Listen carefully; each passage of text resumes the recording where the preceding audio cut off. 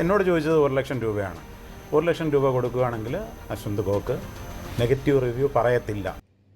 ഈ പ്രൊഡ്യൂസർ താടിക്കാരൻ അപരാധി പറയുവാണ്, ഞാൻ 1 ലക്ഷം രൂപ ആവശ്യപ്പെട്ടു. അതിന് തെളിവ് കാണിക്കേ. ഇനിയിപ്പോ ഞാൻ എന്താ ചെയ്യുക? കൃത്യമായിട്ടൊന്നും പറയാതിരിക്കാം, കിടന്ന് ഉരുളുക, അതേ രക്ഷയുള്ളൂ.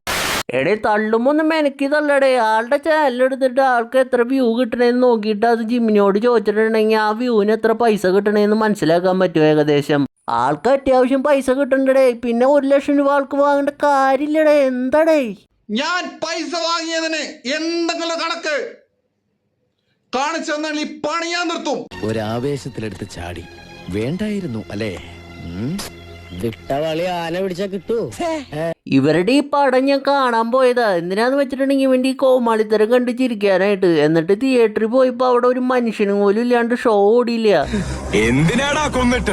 ആൾക്കാരെങ്ങനെ ഈ പടം കാണാൻ വരും? ഇതിനു മുന്നേ മാധവ്ജി ചെയ്ത സിനിമയുടെ റേഞ്ച് നാട്ടുകാർക്ക് അറിയാം. അതുകൊണ്ടാണ് ഈ സിനിമയ്ക്ക് വരാത്തത്. അതും പോരാണ്ട് ഇതിനു മുന്നേ ചെയ്തൊരു സിനിമ ഉണ്ടല്ലോ സുരേഷ് ഗോപിയുടെ കൂടെ. ആ സിനിമയിൽ ഇവനുള്ള സീൻ കണ്ടിട്ട് ആൾക്കാർ ചിരിക്കാണ്ടിരിക്കാൻ വേണ്ടിയിട്ട് അത് കട്ട് ചെയ്തിട്ട് ഇവന്റെ ബാക്കും പുറമൊക്കെ കാട്ടിയിട്ടാണ് ആ സിനിമയിൽ ഇവനെ കാണിക്കണത്.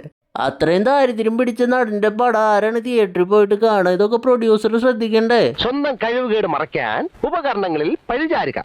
കൈയക്ഷരം മോശമായതിന് പേനെ കുറ്റം പറയുക. മരം വെട്ടറിയാത്തതിന് കോടാലിക്ക് തെറി വിളിക്കുക. ഇവരുടെ ഈ പടം റിവ്യൂ ചെയ്യണവർ കണ്ടിട്ട് അത് വീഡിയോ ഇട്ടുകൊണ്ടാണ് കുറെ പേര് ഇങ്ങനെ ഒരു സിനിമ ഇറങ്ങണ്ടെന്ന് തന്നെ അറിഞ്ഞത്. അല്ലെങ്കിൽ ഇത് ആരും അറിയാണ്ട് സൈലന്റ് ആയിട്ട് വന്ന് പൊട്ടിയാനെ. തളരരുത് രാമൻകുട്ടി, തളരരുത്. കലാകാരനല്ലാത്തവരെ സമൂഹം അംഗീകരിക്കില്ല. നീ സമാധാനിക്കും. അതൊക്കെ നമ്മുടെ ധ്യാൻ ചേട്ടൻ. അത് ഞാൻ സമ്മതിക്കില്ല. എന്റെ ധ്യാൻ ചേട്ടനാ. ആരാധകരെ ശാന്തരാകുക. എത്ര പടം ഞാൻ ധ്യാനെ പറഞ്ഞടാ.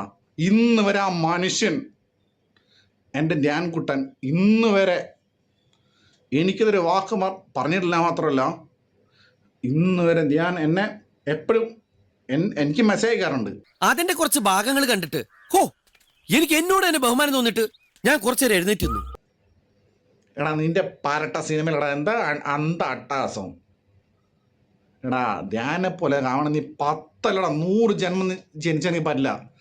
Because Dhyan is a son of the greatest Sreenivasan sir. മനസ്സിലായോ? വലിയ വ്യത്യാസമുണ്ട് മോനെ. ഉണ്ടാക്കിയ അപ്പനെ കൊണ്ടായില്ല, പിന്നെ ആ അപ്പനാണ് ഇനി ആരെ കൊണ്ടും അതിനാവേയില്ല.